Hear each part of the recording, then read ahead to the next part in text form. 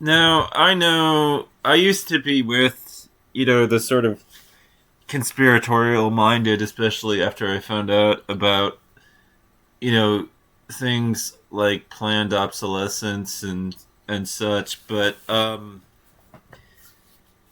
you know, just just wanted to talk about this and be a little bit tech obsessed as the rest of us and everything on YouTube and everything. And yeah, I realized that I really should be doing this from the Linux kernel to even talk about this, or an Apple box to say this, but here I am on, fuck you, I'm a gamer Windows. Even though, I've got to rebuild my old Gen 2 box that's in the other room, and I put a sound card in that was compatible with it was built into the kernel and everything. So hopefully, when I bring it back up, I'll have sound. Anyways, but I'm gonna have to get speakers to plug into the new sound card, which sucks. But hey, another $100 down the drain for Bose speakers. What can you do? Trying to get Linux up and running and everything. It's a little bit spotty with that hardware. Anyways,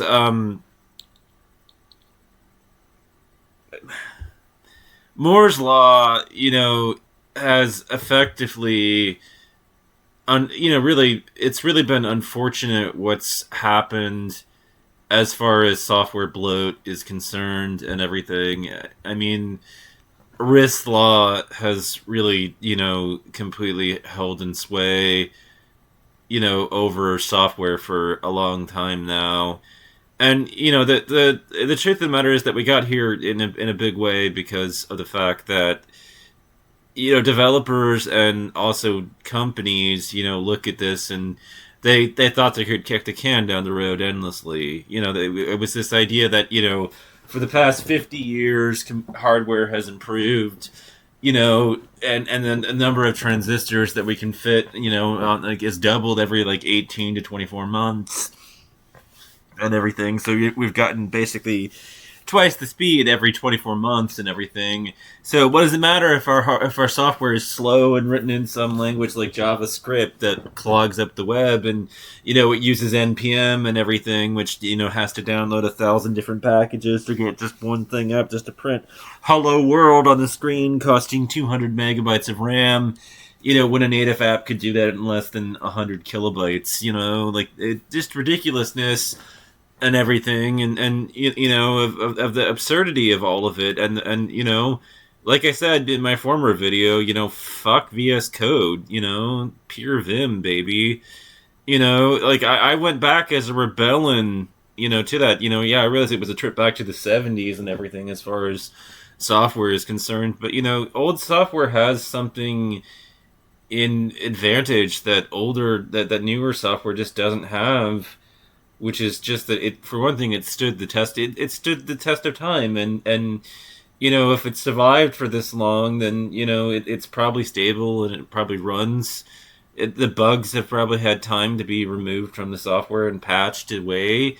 And also back in the past, I mean, anybody that's been observing trends knows this about historical fact and everything. But old software was written in a time in which computing resources were considered a luxury and rare, and now even with the current high prices, it kind of feels like computer hardware is something that even some of the poorest people have access to.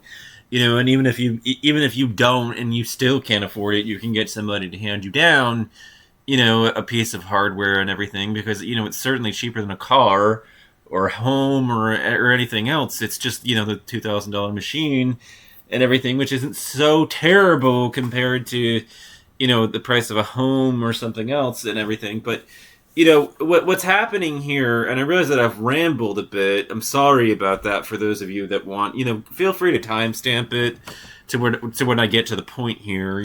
I'm okay with that as a comment, by the way. I mean, I always love it when people do that to other people's videos, so why not mine, Anyways, but Riss law, states that software becomes inefficient more rapidly than hardware becomes faster, which it has basically held sway the whole time. I mean, what's been really tragic about the whole existence of Moore's law is that we've never seen the benefits of it. We've never, in order to actually experience the benefits of Moore's law, you'd have to switch to Linux. You'd have to learn all about, how to get it to work on your machine and everything, and educate yourself. Fortunately, over here in this corner, I've been doing exactly that. I've been learning a lot about Linux. I've been considering it a project to educate myself on, and I gotta say, setting up like Visual Studio versus just entering some commands on the command line to compile a piece of software is a fucking breeze. To set it up on the hard drive. I mean, telling Visual Studio which compiler I want to use and everything, and all that's a bit of a fucking headache. And just GCC and LVM and all those other ones. They're simple commands and everything on the command line, and everybody sits here and glares at us like those of us that enter commands are doing something so complicated and intimidating that the normies can't do it and everything. And it's like, spend an hour studying the command. It's not hard. It's like you can learn this stuff in like an hour, and the basic commands to get things done on the command line. It really isn't as complicated as you might think. And I'm not some fucking genius because I can do it. The only thing that I really don't like about something like man is that I have to specify which section of the man pages it's in, to look up a command and everything on the command line, Sometimes I won't know, which section that's going to be in, which is frustrating. I just want to be able to man directly to whatever it is that I'm trying to look up. Anyways, so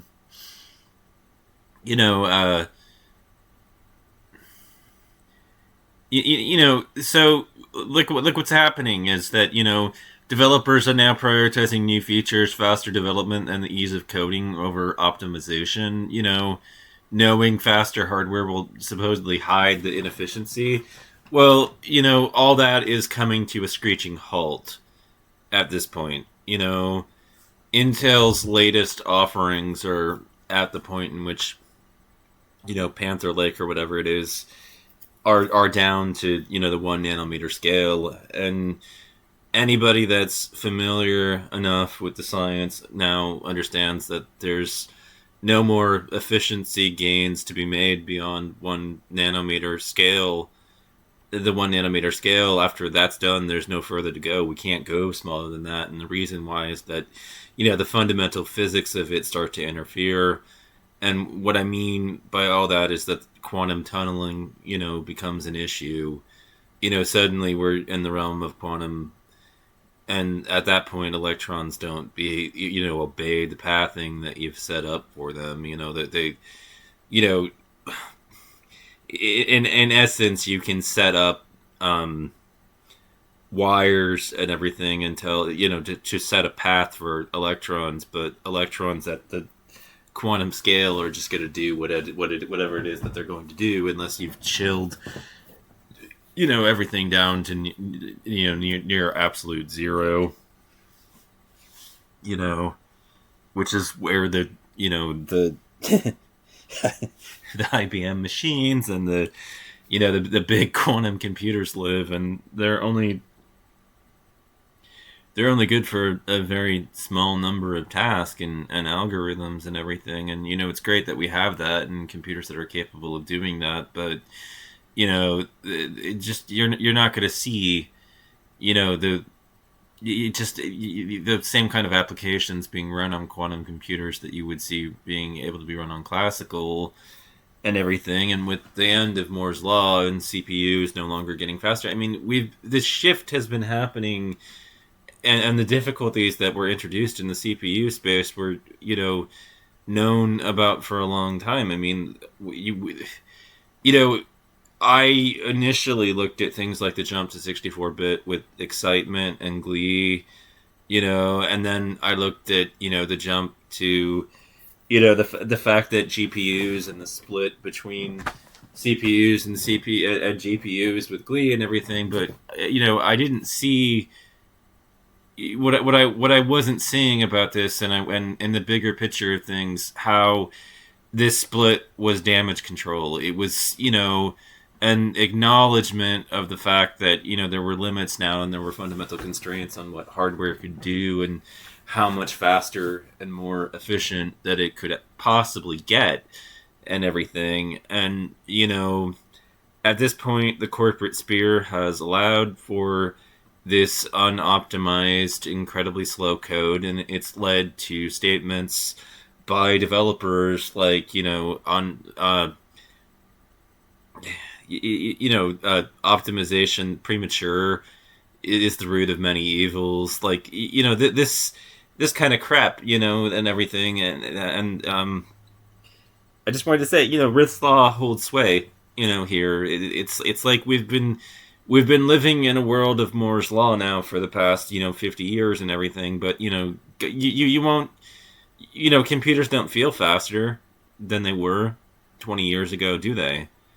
They certainly don't for me in a lot of ways. I mean, I guess there are some aspects of it that do feel a little bit more snappy. I mean, I don't have the trailing windows issue where you close a window and it takes forever to actually close, or you switch windows and the other one is hanging over for a while and everything. It does now switch between windows faster and everything, I guess, but ultimately everything still feels pretty sluggish, even on a high-end machine, and it's ridiculous. You try to run something like Discord and everything and these Electron apps, and they end up being massive bloated memory hogs and everything. And the thing that really kills me with frustration and everything, and it doesn't literally but metaphorically, it's just realizing that like Discord and everything and all the code that's in it and what it does and everything, it's not that much. It doesn't really do.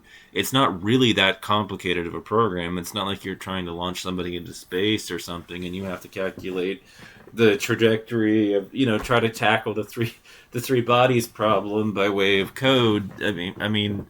You're not having to deal with that kind of shit to write a program like Discord. It's just a little bit of some video sharing and hardware and microphone support and that kind of stuff. And that stuff is not that complicated and everything. But this thing is a huge bloated memory hog, and we know why. It's because it's got a big instance of Chrome under the hood, and the one fundamental problem with web browsers that I didn't realize until relatively recently is that, because the web operates in such a hostile, environment, and because operating on the web is a hostile environment and everything, a very hostile one, web browsers have had to evolve to deal with threats like, people sending you a link that would crash your browser and then, possibly your entire system and everything and take it offline, because the memory would leak from one to the other and everything, and into the whole operating system until it made it unstable as well, and the whole system came down, and so that led to,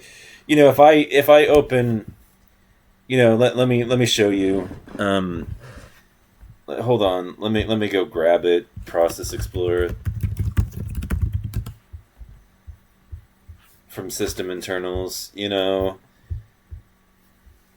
this is a great little program, but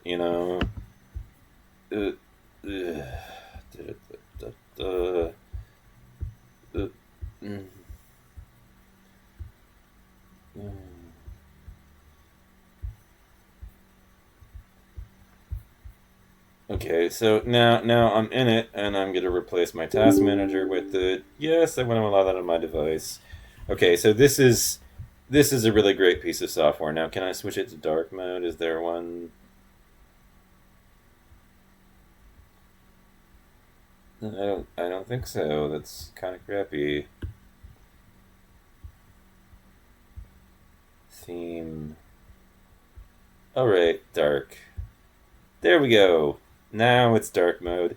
Okay, now if I go in here, and I look at it and everything, and I can't believe I've left the WebView 2 widgets displaying, but I guess I like those articles that show up periodically and everything, and sometimes there is, but eventually I just find the RSS feed and subscribe to them if it's consistent enough, and so I've got no interest in really running that all the time. But I mean, look at this. Okay, look, Firefox. All right, look at it. Look at what's happening in it now. That's an ungodly amount of memory and everything that it's eating up. It's just obscene. But fortunately, on this system, I have 64 gigabytes, so I have it to give. This isn't really a problem how much memory it's using, but it's an absolutely obscene amount. I mean, look at this. This one tab of it is using over you know 2 mega. Well, I mean that's huge, but anyways, it's a absolutely obscene. Well, oh yeah, so that's 2 gigs. And that one tab alone is using 2 gigs. Like just obscene amount because it's K at the end for kilobytes. So yeah, that would be about 2.4 gigabytes of RAM. It's just being eaten up by a single tab of Firefox, and those instances will roughly, not exactly, correspond to how many tabs of Firefox you've got open, although it won't be that simple. It's a little bit more complicated than that, but I mean, that's an oversimplified view of what's happening and everything. But that every Firefox, every time Firefox has to deal with like an object that might crash or something, or a JavaScript program that might crash, or applet, it has to open a different tab of Firefox for it. And this would be objectionable. You would sit here and you would look at this and you would think, fuck that, that's an absolutely obscene amount of RAM utilized by it and everything, and that's being eaten up by that, which led to the development of software add-ons like OneTab. It's for people that were cognizant of this fact, but because it operates in this way, this is so that when one of these child processes crashes, it doesn't take out the parent process, which is Firefox, the original one, but it has to launch multiple copies of itself, because somebody might send you a malicious link that crashes your browser, or your browser might run into software that just crashes on its own, and you don't want it crashing your entire browser because of the fact that one piece of software decided to crash and everything. But what this has done is it has ballooned the size of web browsers, and this is, unfortunately, this problem in particular of bloat, with web browsers is not something that can be solved. It's not avoidable. It's not because of the security context and everything, and because of the fact that the web is such a hostile environment.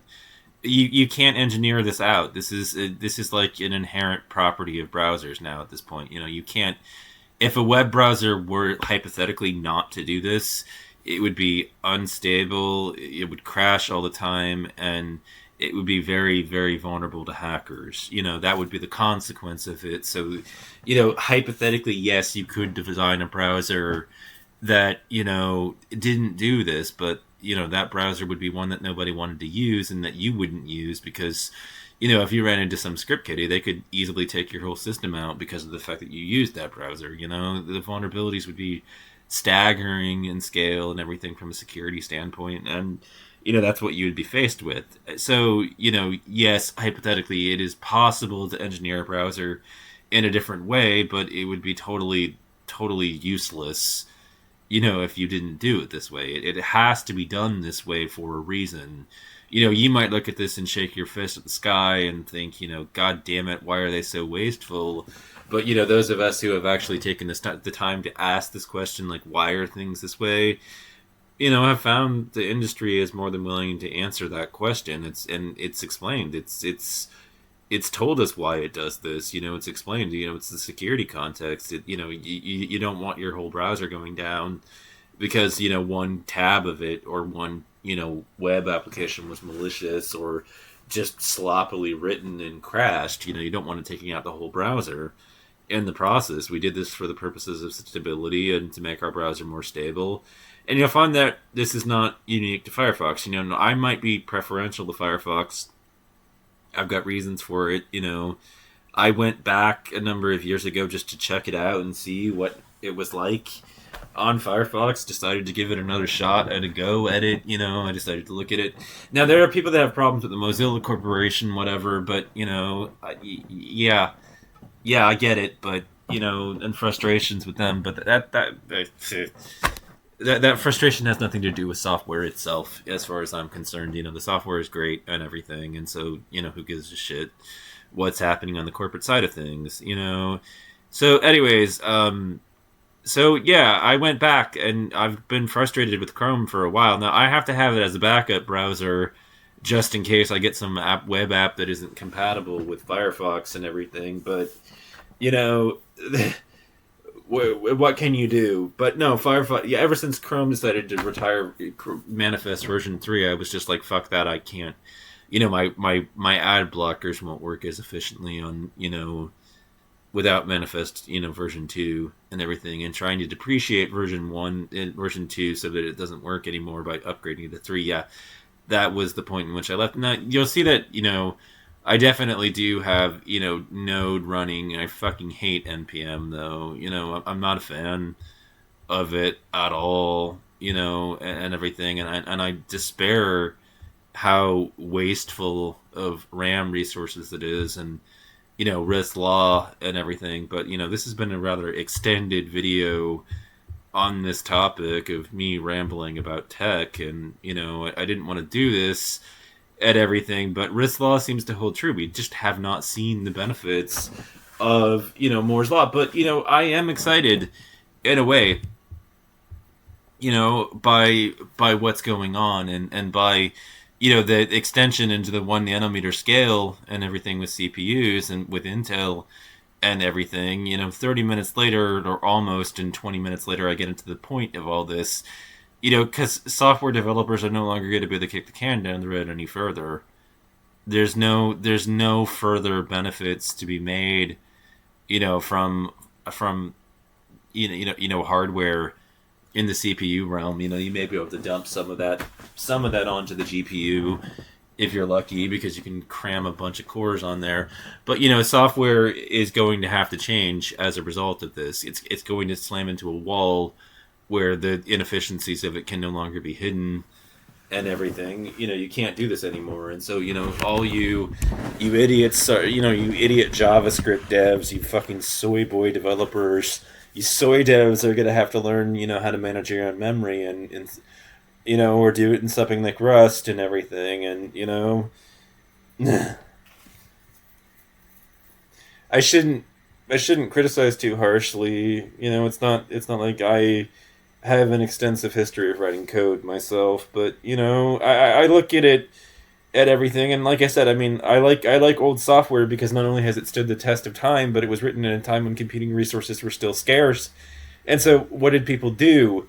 With how they wrote it in the sleekest and most efficient way possible. There's been some personal renaissance here too on Windows of seeing a lot of these Linux applications get ported over to native copies on Windows, like Sumatra PDF, and there's even the like let me open PowerShell to just show you, and by the way, I've set it up, Commander, for all this, but Vim. See, it's available for me in PowerShell. Incredible,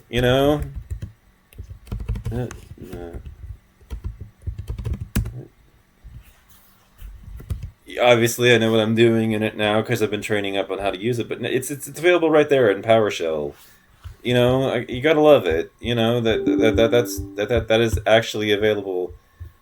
For my system and everything. And anyways, now that I've got that taken care of, let me CD downloads NPV.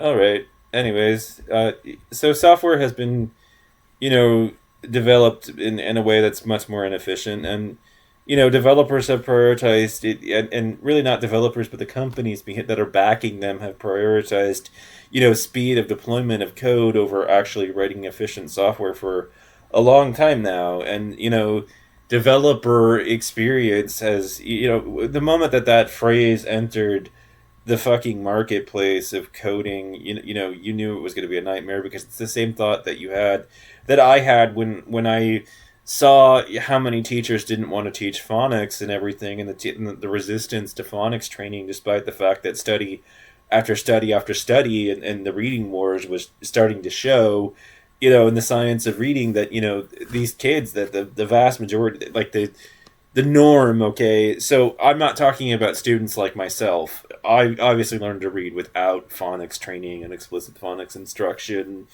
I was lucky. I was one of the people who it was just intuitively obvious to, bright for whatever reason, good genes or whatever. My family is smart. It's full of smart people. So obviously I was able to deductively figure it out, on my own without too much assistance. My mom did read to me, and she had me read along with her and everything. But other than that, I didn't need a whole lot more, guidance on how to do it than that. And other people are different. But the norm is going to need, in order to actually be able to decode, they're going to need, to actually have explicit phonics instruction. Now, I understand that listening, teaching a bunch of kids to sound it out and everything for hours on end every day is going to be a frustrating experience. It's not going to be a lot of fun for the teacher to actually do it, but that's your job. That's what you've trained yourself to do. It's what you're supposed to do, and it's not about you. It's about the kids, and everything. It's about them and their future and everything. They're the priority, not you, the instructor, and everything. I mean, my sympathies to you that it's not a fun class to teach, but cope.